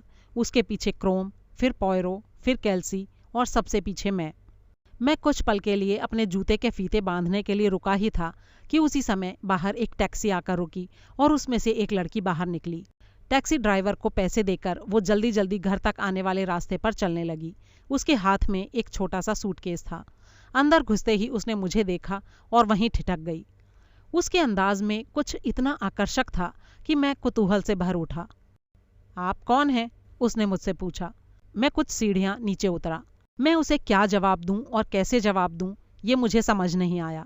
क्या मुझे अपना नाम बताना चाहिए या ये कहूं कि मैं पुलिस के साथ हूं? जो भी था, उस लड़की ने मुझे तय करने का समय नहीं दिया। उसने अपनी सफ़ेद ऊनी टोपी उतारकर ज़मीन पर फेंक दी, फिर कुछ ऐसे घूमी कि उस पर रोशनी पड़ी और मैं उसे बेहतर ढंग से देखने में सफल हुआ। वो मुझे उन डच गुड़ियाओं जैसी लगी जिनके साथ मेरी बहन बचपन में खेला करती थी। उसके काले बाल सीधे बॉब कट में थे और कुछ बाल माथे पर लटके थे। गालों की हड्डियां ऊंची थी, इकहरा शरीर और सादा लिबास, लेकिन उसमें एक अजीब तरह की तेजी थी जिसके कारण उसकी तरफ ना देखना असंभव था। क्या आप मिस बर्नार्ड हैं? मैंने पूछा। मैं मेगन बर्नार्ड हूँ। मेरा विचार है कि आप पुलिस में हैं। नहीं, दरअसल मैं... उसने मुझे बीच में ही टोक दिया। मुझे नहीं लगता कि मेरे पास आपको बताने के लिए कुछ है। मेरी बहन एक बहुत ही अच्छी तेज दिमाग वाली लड़की थी जिसके कोई पुरुष मित्र नहीं थे। बोलते बोलते वो थोड़ा सा हंसी और चुनौती भरी नजरों से उसने मुझे देखा। देखिए, अगर आप ये समझ रही हैं कि मैं कोई रिपोर्टर हूं तो मैं आपको बता दूं कि मैं वो नहीं हूं, मैंने उससे कहा। तो आप क्या हैं? और मेरे मम्मी डैडी कहाँ हैं? तुम्हारे पिता पुलिस को तुम्हारी बहन का कमरा दिखा रहे हैं और तुम्हारी माँ वहाँ अंदर हैं। वो बहुत परेशान है। ऐसा लगा जैसे उसने कोई फैसला ले लिया हो। भीतर आइए, उसने मुझसे कहा। एक दरवाज़ा खोलकर वो अंदर गई। मैं उसके पीछे गया और मैंने खुद को एक छोटे से साफ सुथरे रसोई घर में पाया। मैं अपने पीछे दरवाज़ा बंद कर ही रहा था कि अचानक बिना कोई आवाज़ किए पॉयरो वहाँ घुस आया और उसने दरवाज़ा बंद कर लिया। मैंने मीगन से उसका परिचय कराते हुए कहा, ये मिस्टर हरक्यूल पॉयरो हैं। मीगन ने एक परखती हुई नज़र उस पर डाली। मैंने आपके बारे में सुन रखा है, आप बहुत ही लोकप्रिय प्राइवेट जासूस हैं। इतना कहकर लड़की मेज़ के किनारे पर बैठ गई। उसने सिगरेट ढूंढने के लिए अपना बैग टटोला। सिगरेट निकालकर उसे होठों में दबाया, फिर जलाया और फिर धुएं के छल्ले उड़ाते हुए पूछा, मुझे किसी भी तरह समझ नहीं आ रहा है कि हमारे इस छोटे से अपराध में मिस्टर हरक्यूल पॉयरो क्या कर रहे हैं। देखिए मैम, जो आप नहीं देख पा रही और जो मैं भी नहीं देख पा रहा, उससे तो शायद एक ग्रंथ बन जाए, लेकिन ये सब व्यावहारिक नज़र से महत्वपूर्ण नहीं है। व्यावहारिक रूप से महत्वपूर्ण वो होगा जो ढूंढना आसान नहीं है, पॉयरो ने कहा। और वो क्या है? देखिए मैम, बदकिस्मती से मौत एक गलत धारणा बनाती है मरने वाले के हक में। आपने अभी अभी मेरे दोस्त हेस्टिंग्स से जो कहा वो मैंने सुना। एक अच्छी तेज दिमाग वाली लड़की जिसके पुरुष मित्र नहीं थे। आपने ये अखबारों का मजाक उड़ाते हुए कहा, और ये सच भी है।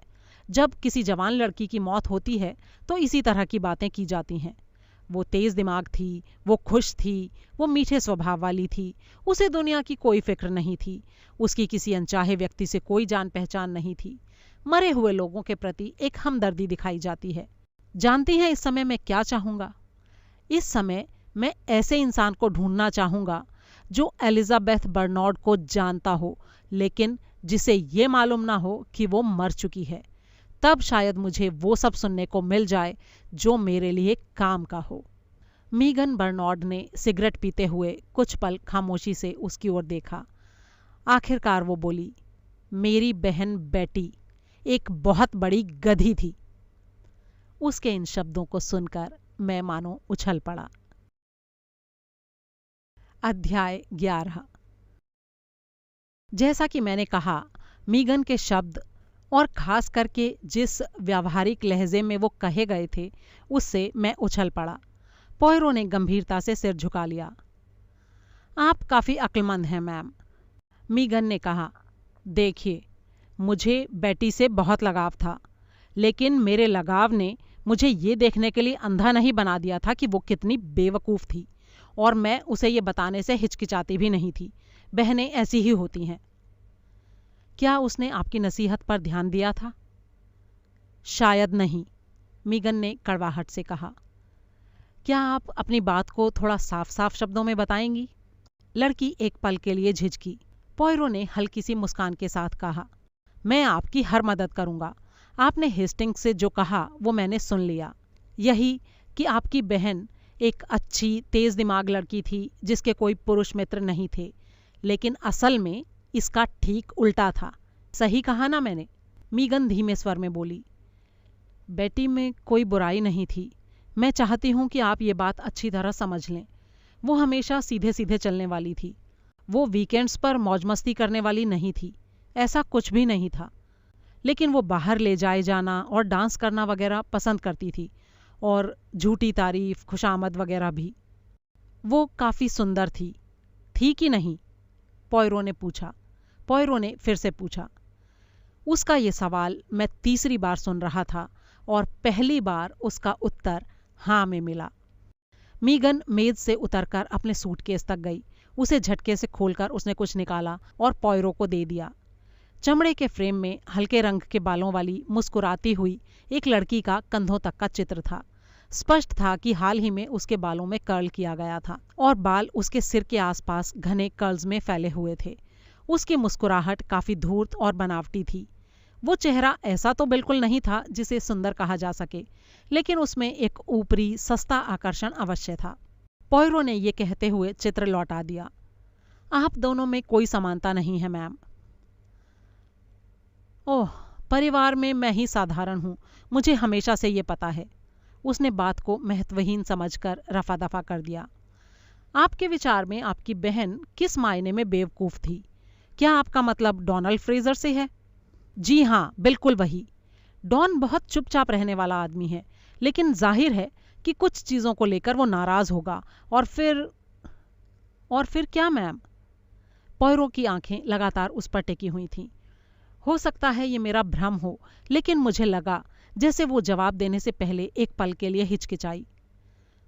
मुझे डर था कि वो उसे छोड़ देगा, और ये बड़े ही दुख की बात होती। वो एक बड़ा ही गंभीर और मेहनतकश आदमी है, और उसके लिए अच्छा पति साबित होता। पोयरो एकटक उसे देखता रहा। वो उसकी नज़रों से घबराई नहीं, बल्कि अपनी ठहरी हुई नज़रों से उसने उसका जवाब दिया। उसके साथ ही कुछ और भी, कुछ ऐसा जिससे मुझे उसके पहले चुनौतीपूर्ण और तिरस्कार भरे व्यवहार की याद हो आई। कुछ पल बाद वो एक झटके से खड़ी हो गई और जाने के लिए वापस मुड़ गई। मैं आपकी मदद के लिए जो कर सकती थी मैंने कर दिया, अब मैं चलती हूँ। पोयरो की आवाज़ ने उसे रोक लिया। ज़रा रुकिए मैम, मैं आपको कुछ बताना चाहता हूँ, वापस आइए। वो बड़ी ही अनिच्छा से वापस आई। मुझे बड़ी ही हैरानी हुई जब पोयरो उसे एबीसी वाले पत्र, एंडोवर में हुए कत्ल और लाशों के पास मिली रेलवे गाइड का पूरा किस्सा सुनाने लगा। वो खुले मुंह और चमकती आंखों के साथ उसका एक एक शब्द बड़े ध्यान से सुनती रही। क्या ये सब सच है मिस्टर पॉयरो? जी हाँ, ये सब सच है। आपका मतलब है कि मेरी बहन को किसी भयानक पागल हत्यारे ने मारा है? जी हाँ, बिल्कुल सही। उसने एक गहरी सांस खींची। आप देख रही हैं ना मैम, जो जानकारी मैं आपसे चाहता हूं वो आप आसानी से दे सकती हैं, बिना ये सोचे कि वो किसी को नुकसान पहुंचाएगी या नहीं। जी हाँ, अब मैं ये समझ पा रही हूँ। तो फिर हम अपनी बातचीत जारी रखते हैं। मेरा विचार है कि ये डोनाल्ड फ्रेजर शायद तेज और गुस्सैली तबीयत का आदमी है। क्या ये बात सही है? मीगन बर्नार्ड धीमे स्वर में बोली। मिस्टर पॉयरो, अब मुझे आप पर यकीन हो गया है। अब मैं आपको पूरा सच बताती हूँ। जैसा कि मैंने कहा, डॉन एक चुपचाप रहने वाला आदमी है, बोतल की तरह अपने आप में ही बंद।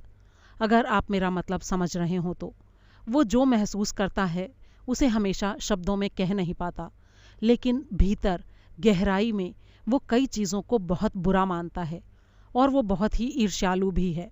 वो हमेशा बेटी से जलता था। वो उसके प्रति समर्पित था और बेटी भी उसे बहुत चाहती थी, लेकिन बेटी ऐसी नहीं थी कि किसी एक से प्यार करे और किसी दूसरे की तरफ ध्यान भी न दे। वो ऐसी बनी ही नहीं थी। उसके पास आकर्षक पुरुषों को देखने वाली नज़र थी जो उसके साथ दिन का कुछ वक्त बिता सकें। जाहिर है कि जिंजर कैट में काम करने के कारण वो अक्सर पुरुषों से मिलती रहती थी, खासकर गर्मी की छुट्टियों में। वो जुबान से बड़ी तेज थी। अगर लोग उससे हंसी मजाक करते तो बदले में वो भी करती थी। फिर शायद वो उनसे मिलती और उनके साथ फिल्म वगैरह देखने भी चली जाती थी। इसमें कुछ भी गंभीर नहीं होता था, बस उसे मौज मस्ती करना पसंद था। वो अक्सर कहा करती थी कि जब उसे डॉन के साथ घर बसाना ही था तो जब तक मौज मस्ती कर सकती थी करती रहेगी। उसकी यही मानसिकता डॉन समझ नहीं पाता था। वो ये नहीं समझ पाता था कि अगर वो उसे सच में चाहती थी तो औरों के साथ क्यों घूमना चाहती थी। इस बात को लेकर एक दो बार उनका जोरदार झगड़ा भी हुआ था। तो यानी डॉन अब खामोश नहीं रहता था। सभी खामोश रहने वाले लोगों की तरह ही जब उसको गुस्सा आता है तो बहुत तेज आता है। वो गुस्से में इतना पागल हो जाता था कि बेटी उससे डरती थी। और ऐसा कब हुआ था? पॉयरो ने पूछा। एक झगड़ा तो पिछले साल हुआ था और एक और उससे भी बुरा करीब 1 महीना पहले। मैं वीकेंड के लिए घर पर आई थी। मैंने उनका मेल करवा दिया और तभी मैंने बेटी को थोड़ा समझाने की कोशिश भी की। उसे कहा कि वो बेवकूफ़ थी। वो केवल इतना ही कह सकी कि इसमें कोई बुराई नहीं थी। ये सच भी था, लेकिन फिर भी वो गिरने के रास्ते पर थी। पिछले साल के झगड़े के बाद उसे झूठ बोलने की भी आदत हो गई थी, इस विश्वास में कि जो बात मन को पता ही नहीं उस पर दिल दुखी नहीं होता। आखिरी झगड़ा इसलिए हुआ क्योंकि उसने डॉन से कहा था कि वो अपनी एक सहेली से मिलने हेस्टिंग्स जा रही थी और डॉन ने पता लगा लिया कि वो असल में ईस्टबर्न गई थी किसी आदमी के साथ। हुआ ये कि वो आदमी शादीशुदा था और इस बात को छुपा भी गया था। इससे पूरी स्थिति और भी खराब हो गई। उनके बीच बहुत ही बुरा झगड़ा हुआ। बेटी कहती रही कि अभी उसकी शादी नहीं हुई है और वो किसी के साथ भी घूम सकती है। उसकी ये सब बातें सुनकर डॉन का रंग उड़ गया था। वो कांपता हुआ जोर जोर से कह रहा था कि एक दिन वो उसका खून कर देगा। और अब जब ऐसा हो गया तो मैंने 1 मिनट के लिए भी नहीं सोचा कि उसने ऐसा किया होगा, लेकिन मुझे डर था कि ये बात ज़रूर उठाई जाएगी। वो झगड़ा और वो सब जो उसने कहा था, कई लोग उसके बारे में जानते थे। पॉयरो ने गंभीरता से सिर हिलाया। बिल्कुल यही मैं ये कहना चाहता हूँ मैम, कि अगर इस हत्यारे का अहंकार बीच में ना होता तो ठीक ऐसा ही हुआ होता। अगर डोनाल्ड फ्रेजर शक से बच जाता है तो ये ABC की पागलों जैसी शेखीबाजी के कारण होगा। क्या आपको पता है कि क्या आपकी बहन हाल ही में उस शादीशुदा आदमी या किसी दूसरे आदमी को फिर से मिली थी? मीगन ने इनकार में सिर हिलाया। मुझे नहीं पता, मैं तो बाहर थी। हो सकता है वो उस आदमी को दोबारा ना मिली हो, या शायद वो ये सुनकर भाग गया हो कि झगड़ा हो सकता था। लेकिन मुझे कोई हैरानी नहीं होगी अगर बेटी ने डॉन से फिर से कुछ झूठ बोले हों। उसे नाच और फिल्मों में बड़ा ही मज़ा आता था और डॉन हर रोज़ उसे नहीं ले जा सकता था। अगर ऐसा है तो क्या ये हो सकता है कि उसने किसी को ये सब बताया हो, जैसे कैफ़े में काम करने वाली किसी दूसरी लड़की को? मुझे नहीं लगता कि ऐसा हुआ होगा। बेटी उस लड़की हिगली को बर्दाश्त भी नहीं कर पाती थी। वो उसे बहुत ही मामूली समझती थी। दूसरी लड़कियां नई होंगी, वैसे भी बेटी जल्दी से किसी के ऊपर विश्वास नहीं करती थी। तभी लड़की के सिर के ठीक ऊपर लगी बिजली की घंटी बजी। वो खिड़की तक जाकर बाहर की ओर झुकी, फिर उसने तेजी से सिर अंदर कर लिया। डॉन आया है, उसे जल्दी से यहाँ ले आओ, पॉयरो ने कहा। इससे पहले कि इंस्पेक्टर उसे अपनी पकड़ में ले ले, मैं उससे कुछ बात करना चाहता हूँ। मीगन फुर्ती से बाहर गई और 2 पल बाद ही डॉन फ्रेजर का हाथ पकड़े वापस आ गई। अध्याय 12। मुझे एकदम उस नौजवान पर दया हो आई।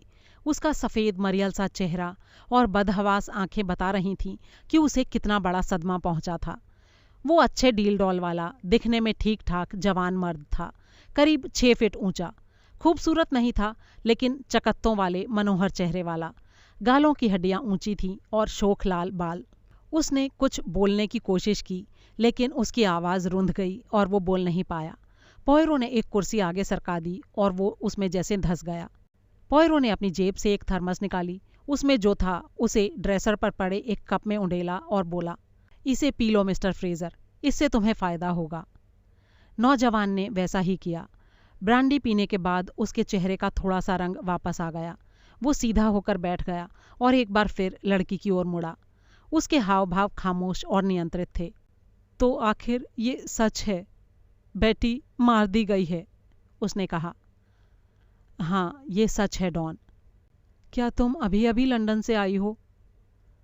हाँ, डैड ने मुझे फ़ोन किया था। 9:30 की गाड़ी से? डोनाल्ड फ्रेजर ने पूछा। उसका मन हकीकत से कतराकर बचाव के लिए इन फिजूल की बातों की ओर भाग रहा था। 1-2 पल खामोशी रही, फिर फ्रेजर ने पूछा, क्या पुलिस कुछ कर रही है? वे लोग इस वक्त ऊपर हैं, मेरे ख्याल से बेटी के कमरे और उसकी चीज़ों की जांच कर रहे हैं। उन्हें कुछ नहीं पता कि किसने ये काम किया है? पॉयरो ने थोड़ा सा आगे बढ़कर उससे एक सवाल पूछा। वो बिल्कुल व्यावहारिक स्वर में बोल रहा था, जैसे कि जो वो पूछ रहा हो उसका कोई महत्व ही ना हो। क्या मिस बर्नार्ड ने तुम्हें बताया था फ्रेजर कि कल रात वो कहाँ जाने वाली थी? फ्रेजर ने सवाल का जवाब दिया तो लगा जैसे वो मशीनी ढंग से बोल रहा था। उसने मुझसे कहा था कि वो अपनी एक सहेली के साथ सेंट लेनॉर्ड्स जा रही थी। और तुमने यकीन कर लिया? मैं... आपका मतलब क्या है? जैसे अचानक किसी खराब मशीन में जान आ गई हो। उसका धमकी भरा चेहरा अचानक आवेग से ऐंठने लगा तो मुझे समझ में आ गया कि कोई भी लड़की उसे भड़काने से डरेगी। पॉयरो ने रूखे अंदाज में कहा, बेटी बर्नार्ड को एक खूनी ने मार डाला। पूरा सच बताकर ही तुम उसे पकड़ने में हमारी मदद कर सकते हो। एक पल के लिए उसकी नज़रें मीगन की तरफ उठीं। उसने उसे उत्साहित करते हुए कहा, ये सही कह रहे हैं डॉन, ये अपनी या किसी और की भावनाओं के बारे में सोचने का वक्त नहीं है। तुम्हें साफ साफ बताना होगा। फ्रेजर ने कुछ शक से पॉयरो को देखा। आप हैं कौन? कहीं पुलिस से तो नहीं? मैं पुलिस से बेहतर हूं, पॉयरो ने कहा। इन्हें सब कुछ बता दो, मीगन ने फिर से कहा। अब डोनाल्ड फ्रेजर ने हथियार डाल दिए। वो बोला, मैं पूरी तरह आश्वस्त नहीं था। जब उसने बताया था तब मुझे यकीन हो गया था। मेरे मन में कोई और ख्याल भी नहीं आया, लेकिन बाद में शायद उसके हाव भाव से मुझे ऐसा लगा कि मैं कुछ और सोचने लगा। इतना शक्की होने के लिए मुझे खुद पर शर्म भी आ रही थी, लेकिन मुझे शक था। मैंने नदी किनारे जाकर कैफ़े से निकलते हुए उस पर नज़र रखने की सोची। मैं सच में वहाँ चला भी गया। फिर मुझे लगा कि मैं ये नहीं कर सकूँगा।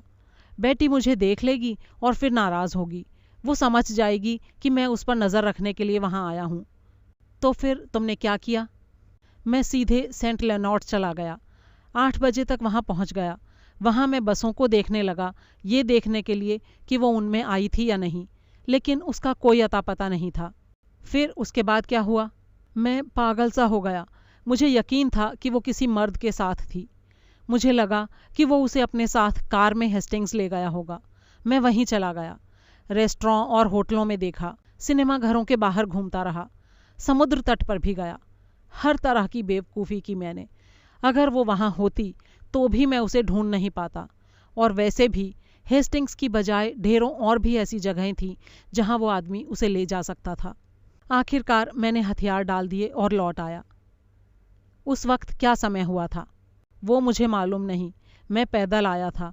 जब मैं घर पहुंचा तो आधी रात या उसके कुछ बाद का वक्त रहा होगा। फिर क्या हुआ? ठीक उसी वक्त रसोई घर का दरवाज़ा खुल गया। ओह, आप यहाँ हैं, इंस्पेक्टर केल्सी ने कहा। इंस्पेक्टर क्रोम उससे आगे बढ़ाया और उसने एक नज़र पॉयरो और दोनों अजनबियों पर डाली। पॉयरो ने उनका परिचय करवाया। ये हैं मिस मीगन और ये मिस्टर डोनाल्ड फ्रेजर।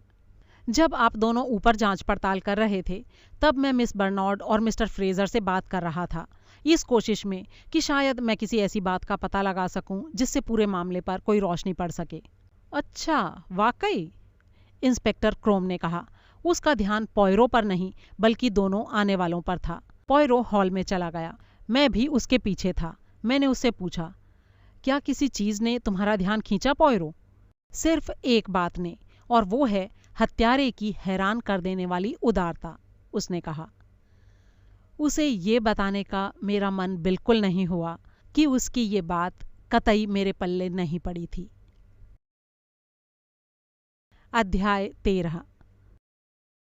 एबीसी हत्याओं को लेकर मेरी अधिकतर यादें सिर्फ मीटिंग्स की हैं। स्कॉटलैंड यार्ड में मीटिंग, पॉयरो के घर में मीटिंग, सरकारी मीटिंग, गैर सरकारी मीटिंग। ये मीटिंग इस बात को तय करने के लिए थी कि गुमनाम चिट्ठियों के बारे में तथ्यों को सार्वजनिक करके प्रेस को बताया जाए या नहीं। बेक्सहिल वाली हत्या ने एंडोवर वाली हत्या के मुकाबले लोगों का ध्यान ज्यादा खींचा था। बेशक उसमें मशहूर होने की ज्यादा विशेषताएं थीं। सबसे पहले शिकार एक जवान और सुंदर लड़की थी। हत्या समुद्र के किनारे हुई थी और वो भी एक लोकप्रिय रिजॉर्ट में। अपराध के सारे तथ्यों को हर रोज नए ढंग से पेश किया जाता था। एबीसी रेलवे गाइड ने भी अपने हिस्से का ध्यान आकर्षित किया था। माना जा रहा था कि कातिल ने वो वहीं से खरीदी थी और साथ ही ये भी कि वो कातिल की पहचान में एक महत्वपूर्ण सुराग थी। ये भी पता चलता था कि वो गाड़ी से वहां आया था और लंदन जाने का इरादा रखता था। एंडोवर वाली हत्या में रेलवे गाइड को कोई खास जगह नहीं मिली थी, इसलिए इस समय तो आम लोगों की नजरों में दोनों हत्याओं का आपस में कोई संबंध होने की संभावना काफी कम थी। असिस्टेंट कमिश्नर ने कहा, हमें एक नीति बनानी पड़ेगी। सवाल ये है कि हमें सबसे ज्यादा फायदा किस चीज से होगा। क्या हम जनता को सारी बात बता दें और उसकी सहायता लें? आखिर लाखों लोगों की सहायता मिलेगी एक पागल आदमी को ढूंढने के लिए, लेकिन वो दिखने में पागल नहीं लगेगा, डॉक्टर थॉमसन ने बीच में ही कहा। एबीसी गाइड की बिक्री पर नजर रखते हुए अंधेरे में रहकर काम करने का अपना अलग फायदा है, बिना उस आदमी को ये पता लगे कि हम क्या कर रहे हैं। लेकिन यह भी सच है कि वो अच्छी तरह जानता है कि हम जानते हैं। उसने अपनी चिट्ठियों से जानबूझकर अपनी तरफ ध्यान खींचा है। तुम्हारी क्या राय है क्रोम? मेरे ख्याल से सर, अगर आप इस सारी जानकारी को पब्लिक को बता देते हैं तो आप एबीसी वाला ही खेल खेलते हैं। वो यही चाहता है, प्रचार, बदनामी, वो इसी के पीछे लगा है। मैं ठीक कह रहा हूं ना डॉक्टर? वो लोगों का ध्यान ही तो आकर्षित करना चाहता है। थॉमसन ने हाँ में सिर हिला दिया। असिस्टेंट कमिश्नर ने सोचते हुए कहा, तो तुम उसे हराना चाहते हो। जो प्रचार वो चाहता है वो उसे ना देकर। और आपकी क्या राय है मिस्टर पॉयरो? पॉयरो ने एक पल के लिए कुछ नहीं कहा। जब वो बोला तो बड़ी सावधानी से अपने शब्द चुनते हुए, मेरे लिए मुश्किल है मिस्टर लायनेल। आप कह सकते हैं कि मेरा अपना स्वार्थ है। ये चुनौती मुझे दी गई थी। अगर मैं ये कहूँ कि उस तथ्य को दबा लीजिए, उसे आम मत कीजिए, तो क्या ये नहीं माना जाएगा कि ये मेरा अहंकार बोल रहा है, कि मुझे अपने नाम की चिंता है? मेरे लिए वाकई मुश्किल है। सब कुछ कह देने के अपने अलग फायदे हैं। कम से कम ये एक चेतावनी है। दूसरी तरफ इंस्पेक्टर क्रोम की तरह ही मुझे भी लगता है कि हत्यारा ऐसा ही चाहता है। कमिश्नर ने डॉक्टर से सवाल किया, मान लो डॉक्टर, अगर हम अपने इस पागल को वो प्रचार न दें जिसका वो भूखा है, तो वो क्या करेगा? डॉक्टर ने तपाक से कहा, एक और जुर्म करेगा। आपको मजबूर कर देगा कि आप उसे वो दें जो वो चाहता है। और अगर हम इस मामले को सुर्खियों में ले आएं, तो वो क्या करेगा? मेरा जवाब अब भी वही है। एक तरीके से आप उसके महत्व पाने के पागलपन को तुष्ट करते हैं और दूसरे से उसे निराश करते हैं। नतीजा वही होगा, एक और जुर्म। आपको क्या लगता है मिस्टर पॉयरो? मैं डॉक्टर थॉमसन की राय से पूरी तरह सहमत हूं। तो आखिर ये पागल कितने जुर्म करने का इरादा रखता है? डॉक्टर थॉमसन ने पॉयरो की ओर देखा, फिर धीरे से बोला, शायद ए से जेड तक।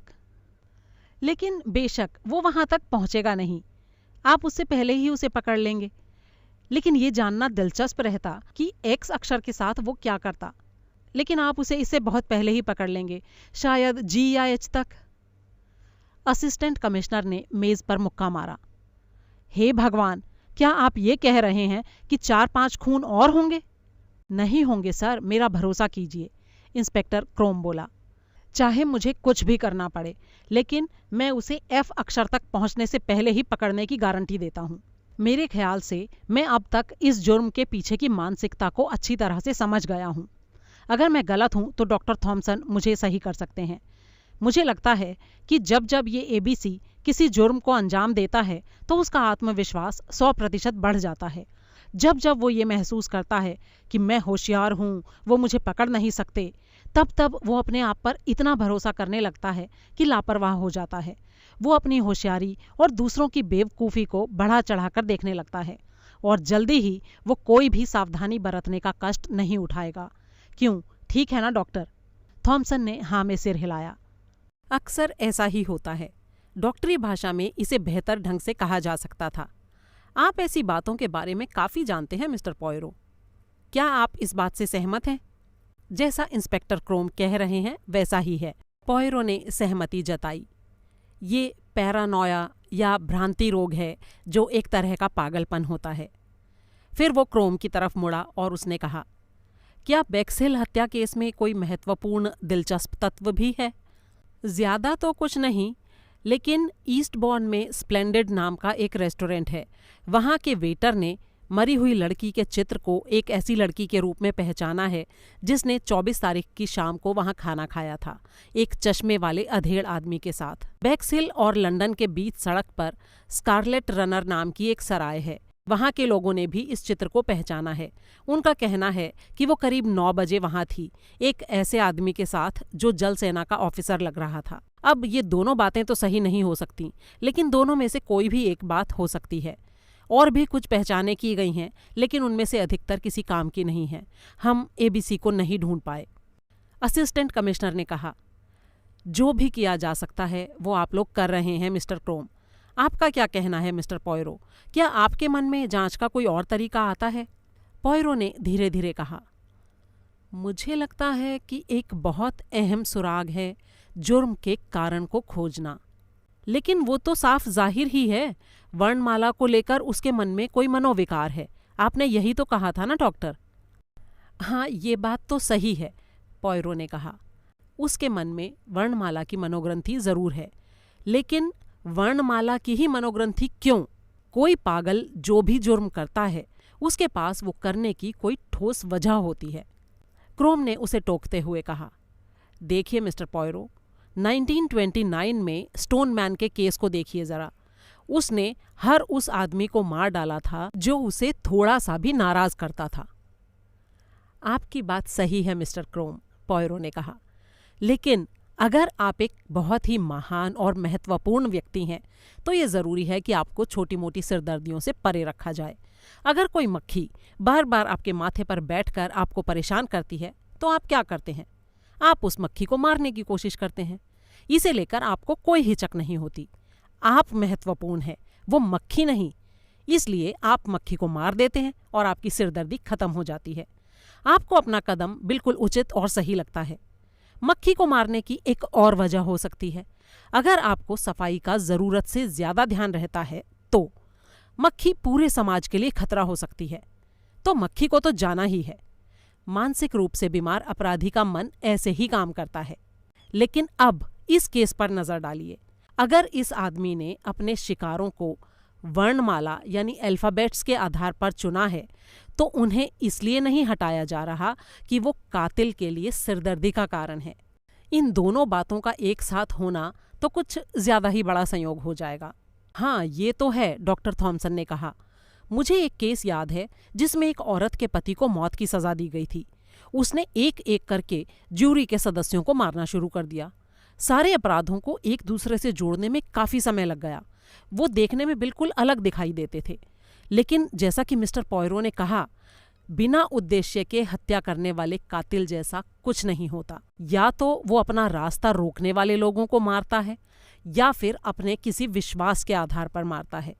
वो पादरियों को मार सकता है, पुलिस वालों को, वेश्याओं को, किसी को भी, क्योंकि उसे ये लगता है कि उन्हें मारा जाना चाहिए, उन्हें समाज से हटा दिया जाना चाहिए।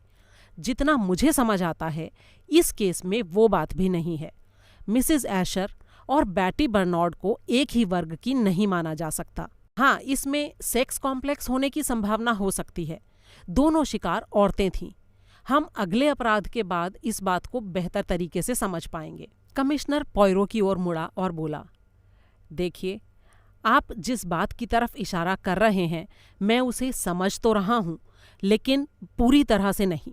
पॉयरो ने उसे समझाते हुए कहा, मैं अपने आप से ये सवाल करता हूं कि अपराधी के मन में क्या चल रहा है। उसके खतों से ऐसा लगता है कि वो अपने मनोरंजन के लिए कत्ल कर रहा है। क्या ये सच हो सकता है? और ये सच है भी तो वो किस आधार पर अपने शिकारों को चुनता है, वर्णमाला के अलावा? अगर वो सिर्फ अपने मनोरंजन के लिए कत्ल कर रहा है तो वो इस बात का प्रचार नहीं करेगा, क्योंकि तब वो बिना सजा के डर के कत्ल कर सकता है। लेकिन नहीं, जैसा कि हम सब देख ही रहे हैं, वो तो आम लोगों के सामने प्रदर्शन कर रहा है, अपने आप को दिखाने के लिए। आखिर उसका व्यक्तित्व किस तरह दबाया गया है कि उसे अब तक उसके द्वारा चुने गए दोनों शिकारों के साथ जोड़ा जा सके। मेरा एक आखिरी सुझाव, क्या उसका कारण सीधा मेरे लिए व्यक्तिगत नफरत है, यानी हरक्यूल पॉयरो के लिए? क्या वो मुझे खुली चुनौती दे रहा है क्योंकि मैंने कभी अनजाने में अपने कैरियर में उसे हराया है? या फिर उसकी दुश्मनी व्यक्तिगत ना होकर सिर्फ इस कारण है कि मैं एक विदेशी हूं? अगर हाँ, तो इसका क्या कारण है? किसी विदेशी के हाथों उसका क्या नुकसान हुआ है? इन्हीं सारे सवालों के जवाबों में हमारी समस्या का हल छिपा हुआ है। हमारा ये पागल खूनी ये जुर्म क्यों कर रहा है, उसका कारण हमारे लिए शायद अनोखा हो, लेकिन उसके लिए वो जरूर तर्कसंगत होगा। अगर हमें सही कारण पता चल जाए तो हमें ये भी पता चल सकता है कि अगला शिकार कौन हो सकता है। क्रोम ने असहमति में सिर हिलाया। मुझे तो लगता है कि वो बिना किसी पैटर्न के बस यूं ही किसी को भी चुन लेता है। तब तो वो बड़ा ही दरिया दिल कातिल होगा, पॉयरो ने व्यंग्य से कहा। क्या मतलब? मैंने कहा कि फिर तो वो बड़ा ही दरिया दिल कातिल होगा। फ्रेंज एशर को अपनी बीवी का खून करने के लिए बड़ी ही आसानी से पकड़ा जा सकता था। डोनाल्ड फ्रेजर को बेटी के कत्ल के लिए पकड़ा जा सकता था अगर एबीसी के वो चेतावनी वाले खत हमें पहले ही ना मिल गए होते। तो इसका मतलब वो इतना नर्म दिल है कि दूसरों को उस काम के लिए तकलीफ सहते नहीं देख सकता जो उन्होंने नहीं किया। डॉक्टर थॉमसन ने बीच में ही कहा, मैंने इससे भी अजीब घटनाएं देखी हैं। मैंने ऐसे आदमी भी देखे हैं जिन्होंने आधा दर्जन लोगों को टुकड़े टुकड़े करके मार डाला क्योंकि उनका एक शिकार तुरंत नहीं मरा और पीड़ा में रहा। फिर भी मुझे नहीं लगता कि उसका ये कारण है। वो इन अपराधों का श्रेय फेमस होने के लिए यानी प्रसिद्ध होने के लिए चाहता है। यही बात सबसे अधिक सही बैठती है। क्या मैं एक सुझाव दे सकता हूं सर? क्रोम ने कहा। क्यों ना अगले पत्र के मिलने तक इंतजार किया जाए और फिर उसे लोगों को बता दिया जाए। अखबारों के विशेष संस्करण निकाले जाएं। इससे ये होगा कि जिस शहर का भी वो नाम लेगा उस शहर में तो घबराहट का माहौल पैदा हो जाएगा, लेकिन उस शहर का हर वो आदमी जिसका नाम सी अक्षर से शुरू होता है चौकन्ना हो जाएगा और एबीसी को भी खुद को साबित करने का पूरा मौका मिलेगा। वो सफल होने के लिए और भी दृढ़ हो जाएगा और तब हम उसे आसानी से पकड़ पाएंगे। लेकिन उस पल वहां बैठे ये सब बातें करते हुए हम में से किसी को भी नहीं पता था कि भविष्य के गर्भ में क्या छुपा हुआ था। नॉवल का तीसरा भाग सुनने के लिए स्क्रीन पर दिए गए भाग 3 के वीडियो पर क्लिक करें। इससे पहले का भाग या इससे आगे के बाकी भाग सुनने के लिए स्क्रीन पर दिखाई दे रही एबीसी मर्डर्स की प्लेलिस्ट पर क्लिक करें।